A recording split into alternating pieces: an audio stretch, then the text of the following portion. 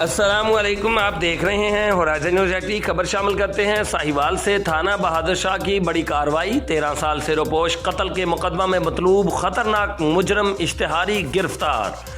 Sahiwal district police officer Sahiwal Rana Tahir Rahman Khan की हिदायत पर जराइम पेशा नासर के खिलाफ क्रैकडाउन के दौरान SDPO सदर सर्कल राव सीन ताज रईसानी की जेर निगरानी पुलिस थाना बहादुर शाह ने कामयाब कार्रवाई करते हुए 13 साल से रोपोश मुकदमा कत्ल में मतलूब खतरनाक मुजरम इश्तिहारी को गिरफ्तार कर लिया।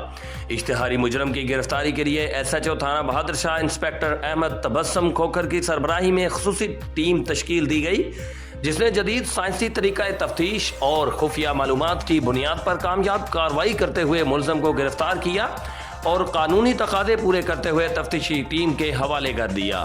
DPO साहिवाल राणा ताहिर रहमान खान ने कामयाब कार्रवाई पर SDPO सदर सर्कल और पुलिस टीम को शाबाश देते हुए कहा कि अवाम के जानो माल के तहफ़्फ़ुज़ और ज़िला में अमन व अमान के क़याम के लिए साहिवाल पुलिस हेमा वक्त मुतहर्रिक है। Report Rauf Shahzad Jatt, divisional bureau chief Sahiwal, Horizon News AT, Pakistan.